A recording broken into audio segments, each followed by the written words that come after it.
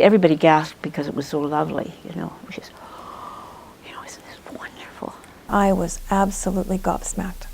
I had never seen anything that I thought was that beautiful. It was just new and lovely. A thrilling step forward. There was an intense feeling of excitement because we didn't know what it was going to be like. No one saw the inside of the sanctuary. For some reason, they had it all blocked off very carefully. They were all kept out of the sanctuary. They had it closed so that you couldn't peek through the glass windows or see. Only the inner circle knew what it was going to look like. It was Walter Green who actually came up and rapped on the door and asked them to open it up. They opened the doors and pulled down the curtains that were on the glass windows, and everybody gasped. It was so beautiful. It was more than I think any of us had ever anticipated.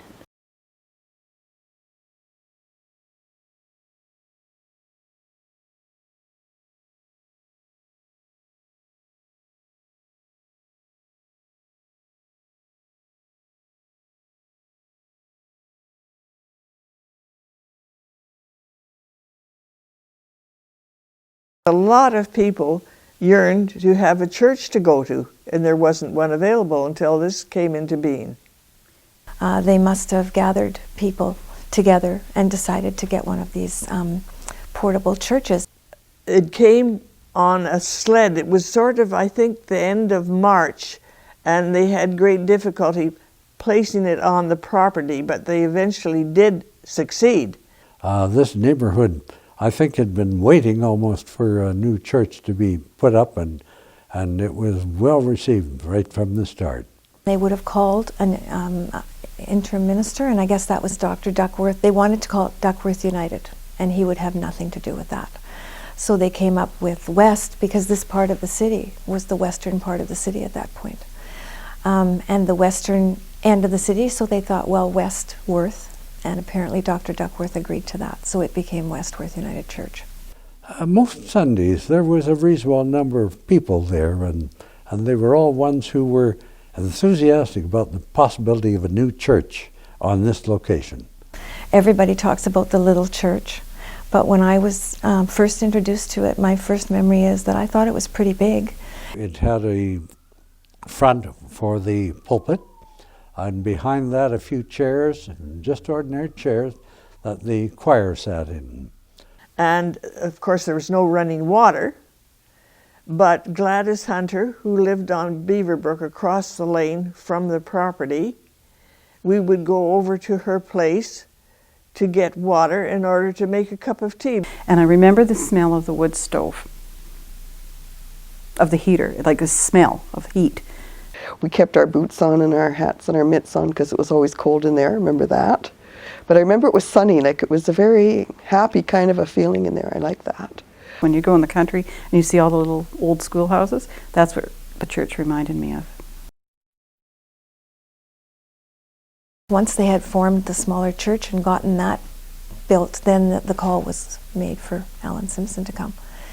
I know that my father was extremely thrilled and humbled and gratified and excited and terribly, terribly happy to have been invited to serve at Westworth in such an early phase of his ministry and in a dynamic and growing community like River Heights. Everybody thought the world of him, and of his wife too. And so we felt very fortunate. June and I felt very fortunate to be a part of all this. He was quiet, sincere, interested in all of us. He had a great sense of humor. My dad was very fond of him, just felt very respectful of him and thought he was a great minister. Well, Alan was a very gracious man and certainly very welcoming person. My husband and I were the last to join the church when it was still in the little prefab. The first day that Doug and I were there, and when we were going out the door, and he stood outside on the steps, summer or winter, shook hands with us when we were on our way out.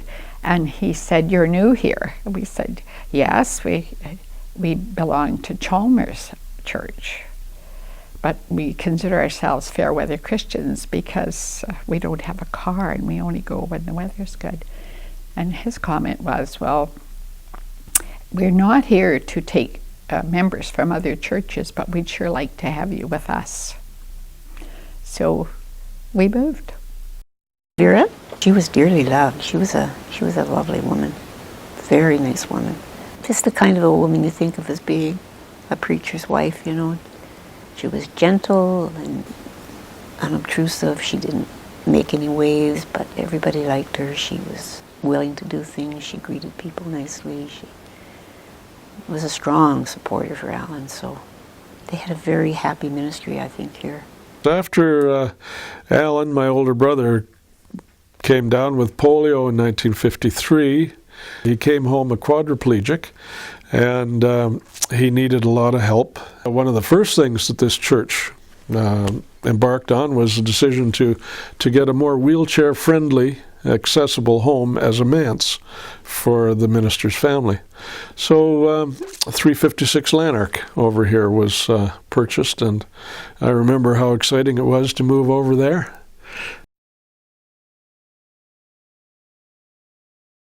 There was no place for children to play. There was a community club. The Sir John Franklin Community Club was down on the Crescent at the time, the Wellington Crescent. They had a skating rink and they had tennis courts. But there wasn't any place to play volleyball or badminton or anything like that. They realized that the Christian education should come first and foremost, because in order to get the young people started. And so instead of building the sanctuary first, they built the Christian auditorium, the CE auditorium first.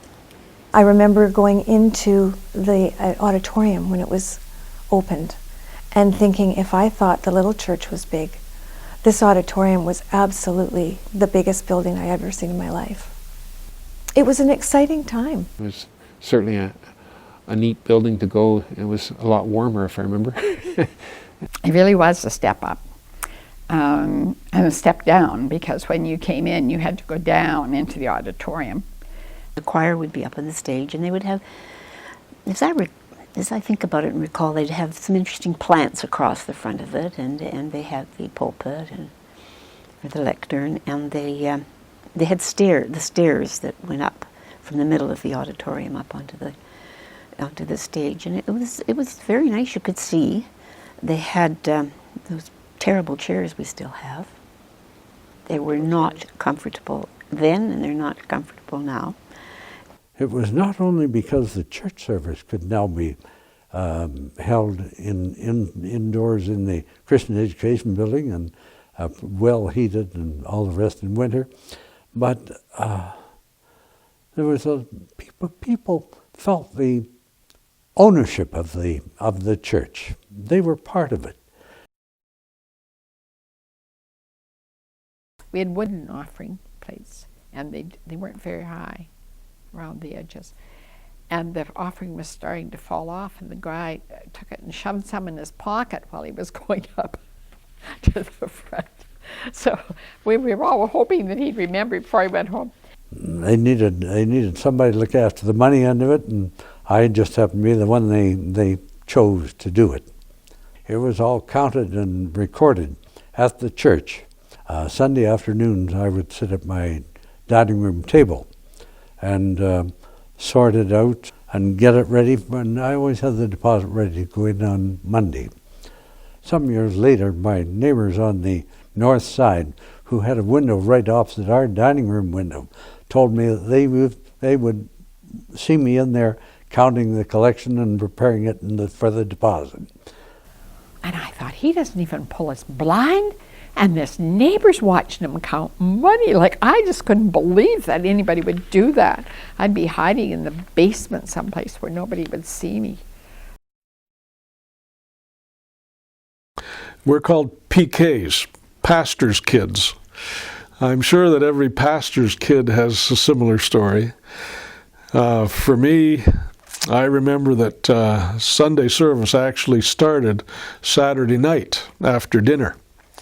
That was when everybody in the house had to keep it relatively quiet so my father could work in his study and put the final touches on the service for the next morning, and particularly final details in his sermon. And so Saturday night was always a quiet night in our house. My dad sang in the choir, and we had a signal. We used to go like this. We'd rub the side of his nose, and Dad would rub the side of his nose, so he knew where we were sitting. So then once he established where we were sitting, we just, we were sort of under the gun because Dad could see us from the choir, so we couldn't really fall asleep or goof off. And there was always a problem with where you sat, being able to hear the sermon. Noisy. We had folding metal chairs, and there was a lot of echoing, and there was the sound of voices was very noisy. And I remember that one of the things my father tried to do was to try to instill a sense of quiet reverence at the beginning of the service, and it was always very difficult in the gymnasium to do that. The actual liturgy and order of service was different from what we have today, and I think that was true in many United Churches. It seemed to be typical that the sermon would be at the end, right at the end, just before the closing. And if you'd been here teaching Sunday school at 9:30, my stomach would be rolling, and I would be thinking, come on, Helen, wind it up,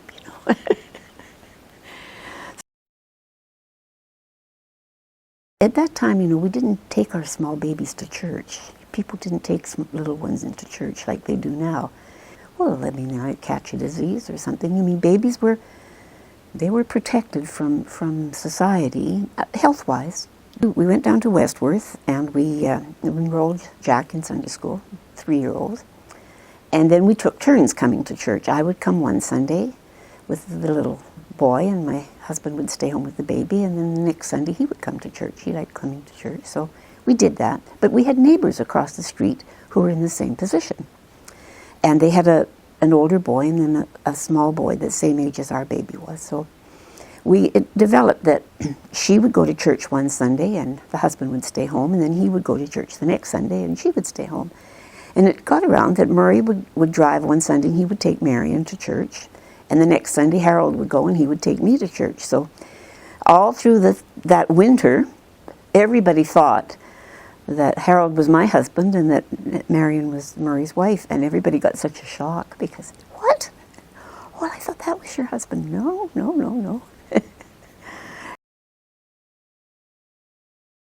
The men always came to church in suits and ties. There's very few. If you look at the pictures, there's very few that aren't. And the ladies all wore hats and gloves. And of course, as children, we'd have a hat too. You had to wear a hat. You always dressed up. The children dressed up. And you had your Sunday shoes and your Sunday dress. The parents dressed up. The women all wore hats. Always wore hats. So when I went to church, I had a hat. Especially Easter Sunday. But at Easter, you always had a new hat. We were all dressed up on Easter Sunday. And you wore gloves? One Sunday morning, there was an Advent service. It was the White Gift service, as we used to call it. And one of the teachers that I had in Sunday school, as I was a superintendent at the time, we had to take our children up, and they would have their white gifts. They used to carry the white gifts up, and the teachers would go up with them. And she said, "Well, I can't go up." And I said, "Well, why not?" She said, "Well, I don't have a hat. I didn't wear a hat." And I said to her what my father-in-law had said to me one time. "So what's wearing a hat got to do with going to church?" So I said to her, "Well, I'll take mine off, and there'll be two of us without hats." That was the days of spike heels on ladies' shoes. My wife found those shoes, which were her dress shoes, very uncomfortable. So she would kick off her shoes, and she was in the front row of the sopranos. So every Sunday, off came her shoes. Now there was a screen over the lower part, modesty screen as far as legs are concerned. And my wife never looked to see how many inches above the floor the bottom of that screen was. And she went weeks and weeks and weeks and weeks and didn't realize that people were watching for her to take her shoes off.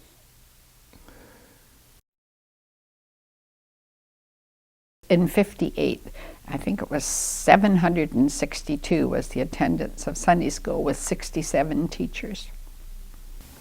Everything seemed to be just more numerous. The children had their own service, their own hymns, their own memory work, their own activities. It was set up exactly the same as you were having a church service upstairs. And we had someone that played the piano, and we actually did the same thing. We had scriptures, we had a little meditation, we had music. We learned all the children's hymns in Sunday school. There was a whole ritual. I think that's what I liked about church, is there was all the rituals, and they meant a lot. Remember the little envelopes that you put a nickel in? And I remember the piano playing and all the different piano players, because they were sort of like the rock stars of the Sunday school, were the ones who played the piano. I really like Jesus Bids Us Shine with a pure, clear light. I like that one. When we were really little, we did all the actions to it. In this world of darkness, so let us shine. You in your small corner and I in mine. I can still remember they had curtains. If I remember, they had curtains like on tracks that they pulled across, and then your particular age group, I guess, was in a curtained off area. You know, it was a serious thing. We weren't there to play, you were there to learn. Yeah, it was many sitting in chairs around a table and telling about different stories of the church, if I remember. Somehow or other, I don't know how it was timed, but Alan Simpson would make sure they came to every single class before church started and greet everybody. Wow, yeah. I just could hardly wait to see him every Sunday. Isn't that silly? But it was just stuff like that and he did, and he knew everybody's names. I was never at church at the same time as my parents. We had to get up and go before church. If they were old enough, they would walk themselves to Sunday school at 9:30, 9 o'clock. Or they would come at 2 in the afternoon. We'd pass my parents, we'd be on our way home, and they'd be heading to church. And then it was me and my brothers fighting till my parents got home. We had Christmas concerts. I recall being part of the creche scene. I was a shepherd. I was quite disappointed that I was a shepherd because I was a girl. And I was very aware at that time that I would wear my brother's hand-me-downs. And here I was a shepherd. During those early years, before the sanctuary was built, they had the sports equipment there, the baskets and markings on the floor and so on. So there were various sporting activities for the youth groups that had developed in the church. I played for Westworth's basketball team, and we would visit other churches in Winnipeg and play on Saturday mornings. That was a real good time. Everything that I was involved in here, I just loved it. I mean, it was just great. I looked forward to Explorers. We had a big, huge Explorers group. It was a time when we had friends together in church, but not necessarily having to be quiet and that sort of thing. You know, we could be kids. Oh, the choir, yeah. That I ran to. That was Friday evenings. Choir was where the people I admired most were. You know, the ones that played the piano and sang like angels and, you know, starred. I was in the junior choir with Miss Spence. When I was 10, my sister was born. And it was on a Friday night with Miss Spence's choir that I got a phone call calling me out. I came running back to the choir screaming, "I have a sister!" And Miss Spence, you know, she was quite strict. And she went, oh, because of course she would know my mom. And everybody was cheering, and it was a wonderful thing. So the church really was our community, our social time. Just after the sanctuary was constructed, A friend of mine and myself, shortly after school, now it may have been at lunch hour, as a matter of fact, now that I think of it, we were out on Haskins, which is what the street was called at the time, and I decided I had better see if I could throw a stone over the top of the peak of the church sanctuary. And so I picked up a stone and I threw it as high and as far and as hard as I could, and it didn't make it. And I tried again, and my friend tried, and to our great chagrin, the principal of Sir John Franklin School, Miss Fisher, witnessed me doing this, and she knew I was the minister's son, and so she came over and made us stop doing that right away, and it was reported to my father that I had been caught throwing stones at his church. And it did take a little explaining and a little bit of apologizing, and I will never forget it. There wasn't any place else to go that we could meet such nice people and enjoy ourselves. About every third Saturday we'd get together and do something. Sometimes it was, we would square dance, always in our homes, of course. We never went out anywhere because nobody had any money in those days. The picnic in the Assiniboine Park was a fun thing for everybody. Those who didn't have a car, they would get rides with the congregation, and you'd bring your own picnic lunch. At first, the ladies came to the church and made lemonade, and it was all carted to the park, and then I think they got Dixie cups. And they had organized games for kids, three-legged race and races. And I know one time we did an egg throwing contest. Bob Lately threw the egg to me, and of course I didn't catch it, and it went all down the front of my dress. That's one of my memories of a picnic. Well, for the Women's Association, we were called them circles then, and everyone had a project. The circle I got into made a marmalade and sold it, and another group had fancy soaps. We all had our own private projects and then turned the money into the WA. There was so much going on all the time, and we worked very hard, always thinking about how we could make money. Circle 1, or Unit 1, was the sandwich making unit. And I really remember the sandwich making that went on. It was big business, and it was kind of exciting, but I think about my mom's kitchen being as big as From Me to You, and all these women catering, really working hard at it. They made, dainty sandwiches. They made ribbon sandwiches and pinwheels, with the cream cheese and the red and green cherries in it and so on. They did, my mother would order from Weston Bread, and the bread truck would come on Saturday morning with the big unsliced long sandwich loaves, and my dad would be in charge of getting up first thing Saturday morning and sharpening all the knives so they could, cut the bread, and then they hand cut this bread. When Mom would be baking something at home, we said, do we get some, or is this all for the church? And we were hoping there would be some leftovers that the church didn't get.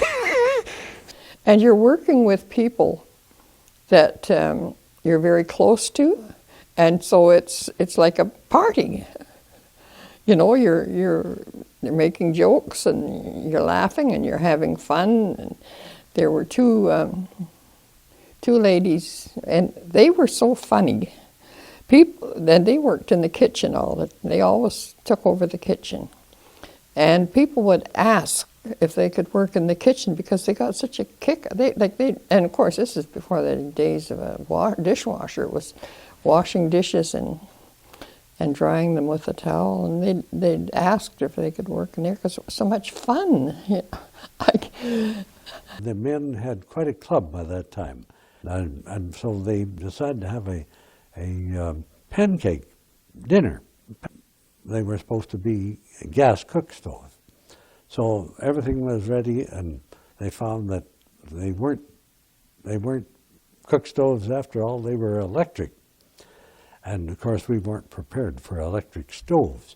In fact, we didn't have enough power in the church to heat all the electric stoves. Well, Ray Hayward, who had worked for the Manitoba Hydro, said, we got to fix this. So he went home and he put on all his equipment, came over and climbed the pole and connected things up so there was lots of electricity for the stoves. One of the things we did, one of our group, he met somebody who could provide Christmas trees and have our own Christmas tree sale. And this sounded great to the guys. Hey, here's a chance for us to make some money for the church. And so I came over to the church and helped them unload and gave him the check for the trees. And away he went. And over the next few days, we started setting up those trees. And we could have done better just going to out in the country ourselves and cutting down a few trees. They were terrible. They were terrible, those trees. We lost a lot of money on that. The ladies had to bail us out on that one at the bank. What I was doing was asking for pledges for the construction of the sanctuary. I was not too anxious to do it, but once I got started, it was a pleasure. People were excited about having the new church building, and they were ready. There was no argument or anything like that. They would commit themselves to considerable amounts. It wasn't too many years after the CE building was complete that the sanctuary was started. Henry Gibson was the builder, and of course he and his wife Janet were also members of the congregation. And when Henry was involved in it, there was a lot of love on his part going into the proper construction of it. It was sort of hard to believe what it was going to end up being, but it was nice to see. First it was a big pile of mud, and then you'd see, all the wood stays, and we were going to finally have a real sanctuary. The design for the roof, which came down this way and out this way, was an absolutely new design, and it was very impressive. The roof line of the church was called the Praying Hands. Another thing that Westworth was that was really quite avant-garde was the fact that they had a ramp into the church when they built the sanctuary, so that they could get down into the church. I was talking to the minister one day, and I said to him, well, I'm up in the nursery. I said, do you think while they're doing all this that they could put a sound system up here and you could pipe the service in? And he said, whatever for? And well, I'm there and I can't get to church and I would like to hear the service. And he said, well, do you think you could do that with the children? And I said, well, they're not all crying. And if they do cry, we have a rocker and you can comfort one by just sitting underneath the speaker. He said, well, we'll see. Well, they did put the sound system in there. And later on he said to me, I certainly hope you're liking that sound system. He said, or using it. He said it cost $75. I don't think I ever did tell him that I'd paid for it with Marmalade. That would have been good. The Leo Mall window was also a huge accomplishment for the church. Another story I recall, my parents telling me that there was a person on that committee who felt that he thought that $6,000, I think that was the cost of the window at that time, was just an abhorrent amount of money to spend on basically glass, and that he could buy a Cadillac for that. And now, everybody that walks in the church, even now, comments on that window. We didn't know who Leo Mall was. All we knew is that when you looked up at there, it was just absolutely beautiful, Leo Mall was extremely proud of that window, as was our congregation, of course, and it's so terribly meaningful. The imagery in the window is just tremendous. There was a lot of pride in the design of the church and in the window. Leo Mall did such a beautiful job on the whole thing, but they were all overcome by the general effect of the rest of the sanctuary itself. It was modern looking, and the wall behind the chancel was lovely, and the communion table was beautiful. Everybody just, well, you know, we'd been sitting looking at this old stage and some potted plants and these old chairs, so you can imagine how it just captured everybody's excitement. I think it was a sense of ownership. We had all worked very hard for it. This Bible I received as an award for completing all my memory work. Now, the date on this Bible is 1954, which means that I had memorized all those Psalms and the Beatitudes and the books of the Bible and Corinthians 13 and all that stuff by the time I was 7 years old. So I know that I took that practice of memorizing and I did it with a lot of stuff. I did it with things I like to read, and that's stood me in such good stead my whole life. It has certainly been a absolute rock in my harbor, a place to be and to tie up to and to come back to. It's well, my understanding of the Christian faith and shall I say the meaning of life as I see it, and the meaning of death, and our role on the earth, all certainly came from the teachings and the sermons and the lessons I learned at this church.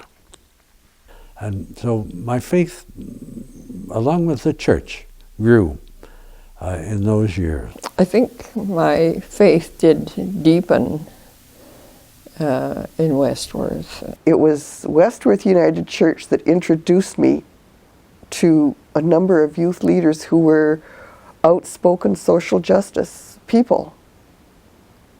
And they were role models. It just brought me security in our family. Like, we had a lot of illness in our family, and I just felt safe here because this was my church.